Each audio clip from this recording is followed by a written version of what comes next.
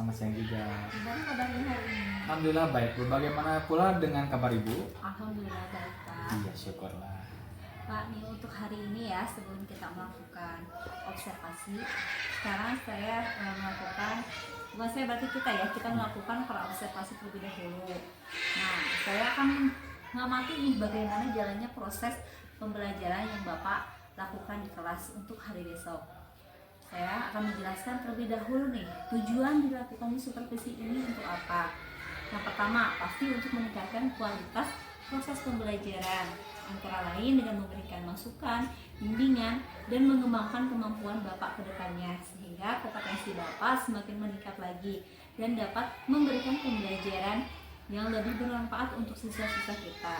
Namun pertama-tama kita akan melakukan percakapan praobservasi terlebih dahulu sebagai bentuk persiapan agar Bapak lebih siap nih untuk hari besok dan lebih percaya diri tentunya dalam melakukan kegiatan belajar mengajar di kelas.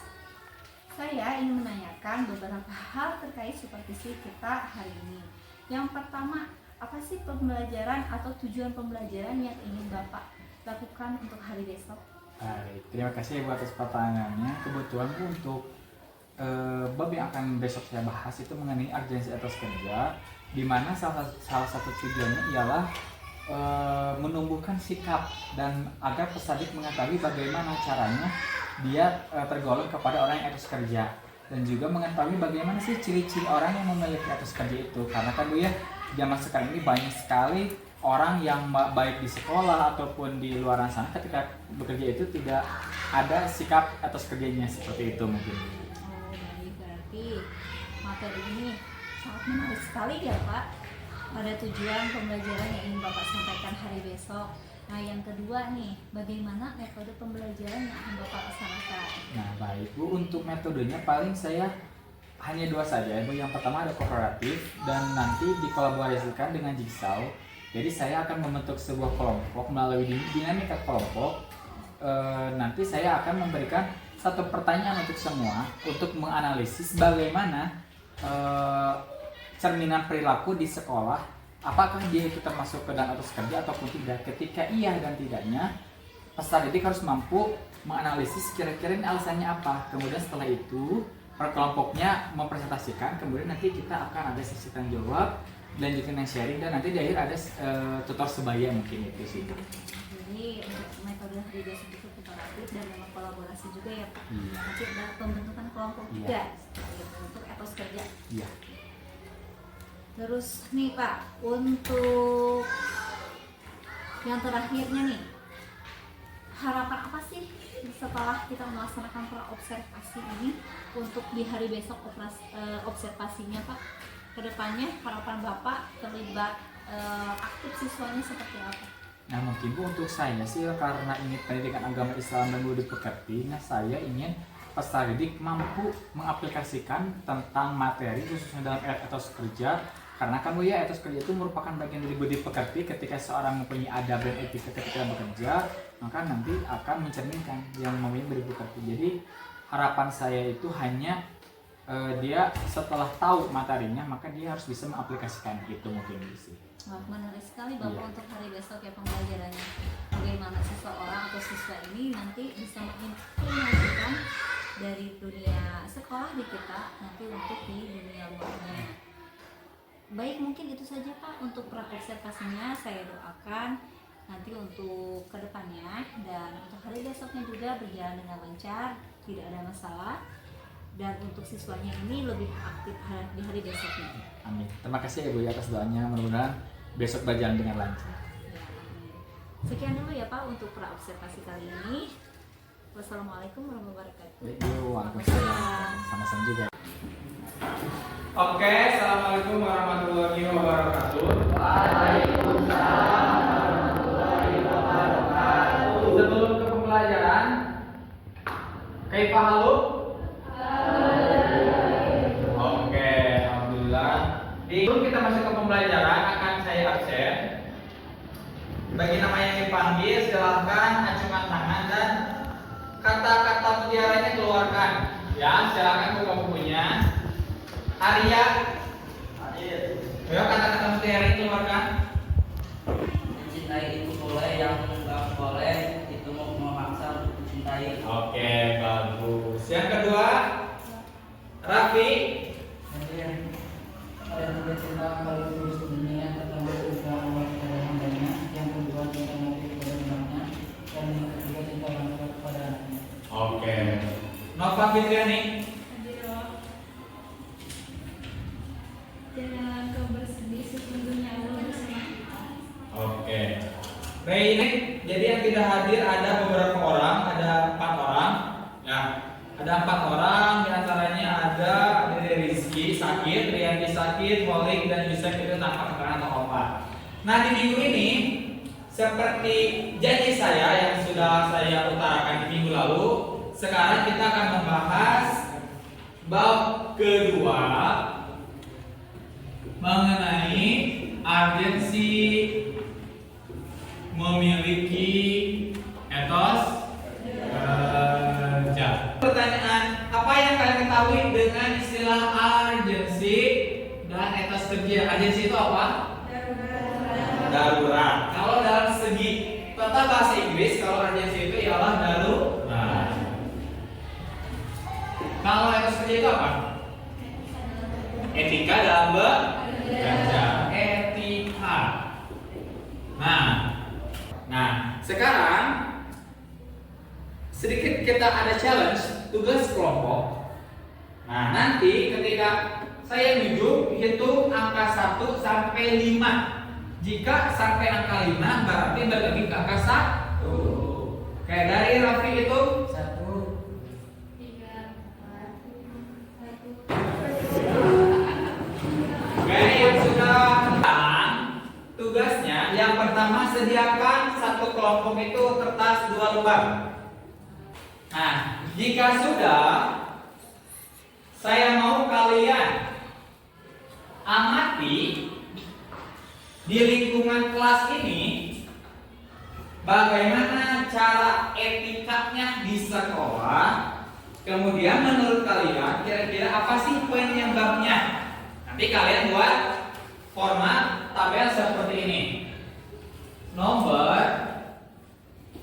lalu ada contoh perilaku, ada contoh perilakunya. Lalu di sini ada etos kerja, baik, tidak, alasannya. Nanti kalian buat sebuah kolom seperti ini.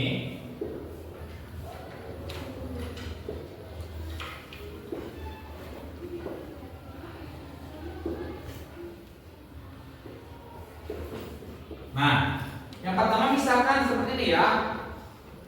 Contoh nomor 1, contoh perilakunya KM sering datang terlambat. Berarti maksudnya harus kerja baik atau tidak? Tidak. Contreng sebelah sini. Nah, setelah itu kalian menganalisis atau menganalisa kira-kira ketika KM 10 MP sering telat, alasannya apa?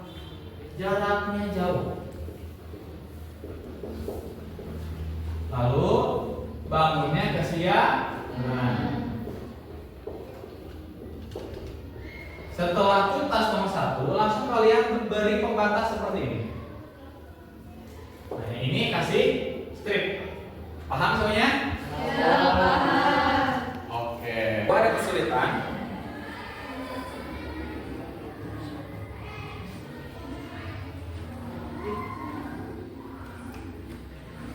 Ya, alasannya apa misalkan dia tidak berpikir terhadap adanya kesiangan.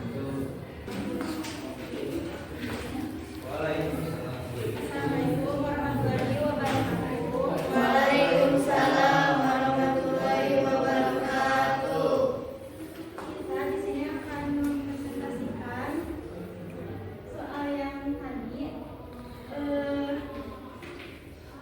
Nomor 1, tidak pernah pikir itu etos kerja yang tidak baik karena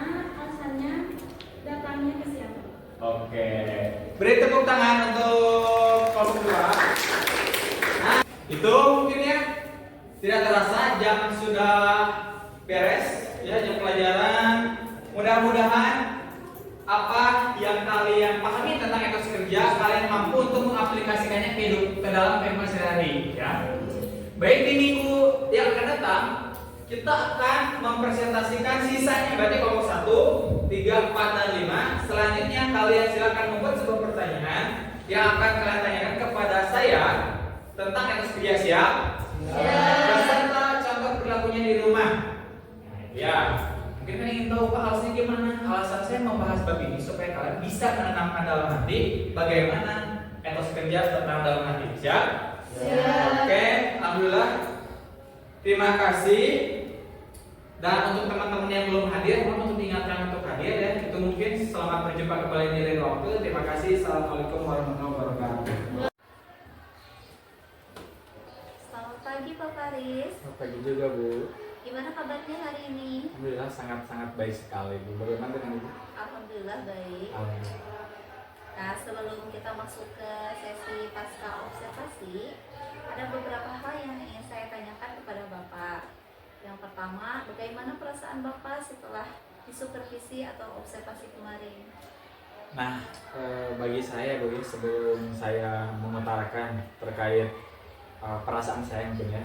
Yang pertama, sangat-sangat diperlukan sekali adanya supervisi karena bisa mengasah atau bisa meningkatkan, atau kalau saya pribadi itu bisa menjadi evaluasi bagi diri saya sendiri untuk meningkatkan kompetensi saya selaku pendidik agar lebih baik lagi ke depannya. Dan untuk perasaan saya alhamdulillah sangat sekali adanya supervisi, apalagi saya disupervisi mungkin dengan ibu gitu.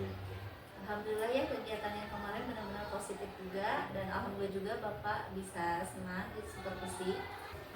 Nah, Pak Faris, untuk tujuan pertemuan kita kali ini apa sih?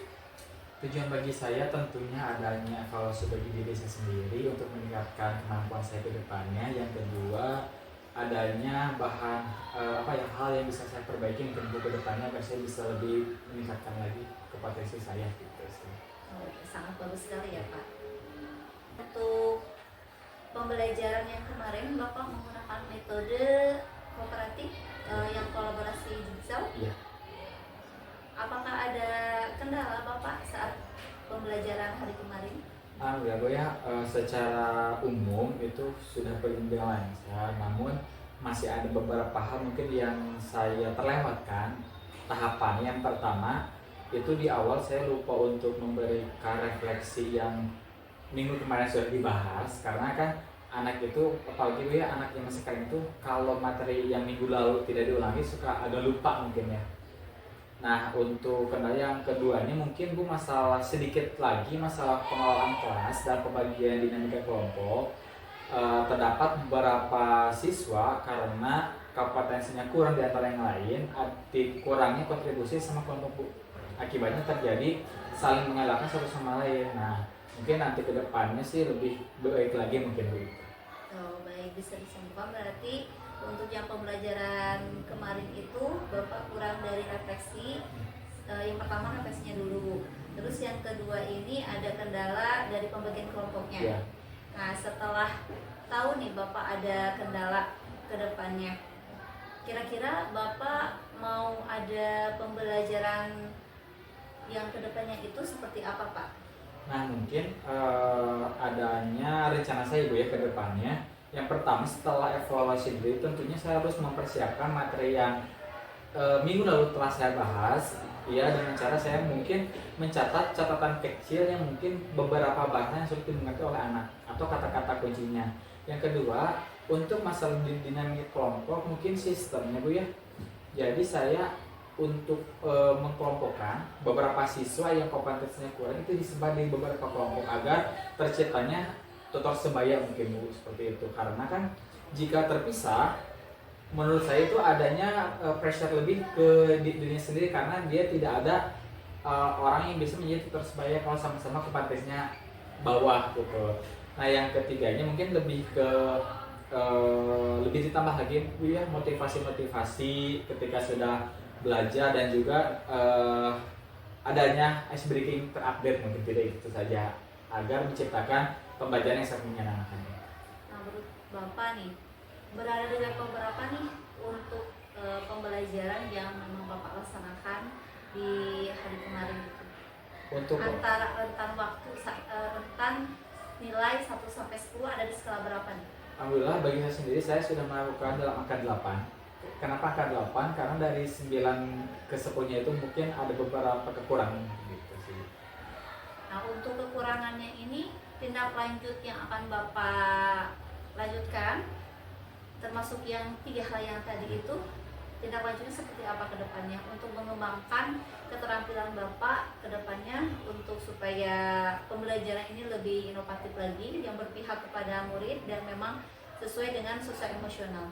Ya, mungkin Bu diantaranya masalah menganalisis dulu sih Bu ya, karena kan segampang apapun, semudah apapun bahasan, jika kita tidak mampu untuk menganalisis siswa, nantinya kita akan susah juga nanti ke depannya. Mungkin salah satu antisipasi yang pertama mengenai dinamika kelompok, mungkin saya ngobrol dulu sama wali kelasnya, bagaimana skill dari masing-masing per individualnya gitu, dan kepribadiannya seperti apa Bu, karena kan secara umum sebenarnya saya sudah tahu karakter mereka satu persatunya, ada yang intro dan extrovert juga kan. Nah itu mungkin yang pertama saya analisis peserta didiknya. Yang kedua mungkin lebih ke adanya metode yang berbeda. Jadi minggu pertama presentasi, keduanya ada presentasi dari saya, terus ada video inspiratifnya, terus nanti ada prakteknya kita di luar gitu. Itu mungkin Bu sih. Tadi Bapak katakan kan ada yang pertama itu analisis dulu peserta didik. Terus yang kedua ini model pembelajarannya ini mungkin berbeda. Ya. Nah untuk kedepannya Bapak model pembelajaran yang ingin Bapak tingkatkan mungkin apa ini? Yang saya tingkatkan mungkin Bu masalah metode dalam penyampaian sih Bu, karena anak zaman sekarang itu angka literasinya sangat sedikit ya dan malas membaca. Akibatnya ya mungkin antisipasi saya akan membuat sebuah presentasi dalam bentuk PowerPoint atau melalui aplikasi Canva untuk sedikit lagi Bu, diperkecil lagi, kemudian nanti saya akan menjelaskan secara garis besar gitu. Jadi hanya keywordnya aja, kata-kata kuncinya aja. Apakah ada pendukung lainnya yang bisa membantu Bapak ke depannya? Tentunya sangat ada sih. Yang pertama dari peserta didiknya, mungkin ada timbal baliknya. Terus ada tutor sebaya, saya dengan rekan-rekan ibu. Khususnya kan saya kadang suka berkomunikasi dengan ibu yang masalah pembelajaran seperti apa baiknya gitu. Ada pendukung. Oh berarti dari peserta didiknya dengan tutor sebaya. Ya. Berarti masih banyak juga ya yang perlu Bapak tingkatkan ke depannya ya. Nah untuk tindak lanjut ke depannya nih, dari percakapan kita kali ini, apa sih yang Bapak dapat? Yang saya dapat, yang pertama mungkin lebih ke persiapan materi. Yang kedua mengenai analisis peserta didik. Yang ketiga mengasah mengenai pengelolaan kelas. Dan yang keempat bermain kreatif inovatif tanpa mengurangi kehikmatan ketika pembelajaran itu sih. Berarti ada beberapa poin ya yang memang tindak lanjutnya ke depannya. Semoga pembelajaran ke depannya memang sesuai dengan apa yang diharapkan dan memang berpihak pada murid, sesuai dengan sosial emosional juga. Dan untuk percakapan kali ini mungkin dicukupkan sekian Pak. Ya, terakhir mungkin Ibu saya ucapkan terima kasih kepada Ibu ya yang mau mensupervisi saya, dan sering sekali Ibu, mohon maaf, sering sekali saya merepotkan Ibu untuk menanyakan terkait pembelajaran seperti apa, dan Ibu berkenan menjadi tutor sebaya sekaligus menjadi salah satu guru yang mensupervisi saya mungkin seperti itu. Kita sama-sama belajar Pak Ibu. Untuk kedepannya kembali kita sharing kembali setelah ada tindak lanjut ke depannya. Kita ngobrol kembali supaya adanya pembelajaran yang memang bervariatif ke depannya dan model-model pembelajaran yang berkembang ke depannya. Oke, cukup sekian Bapak. Terima kasih.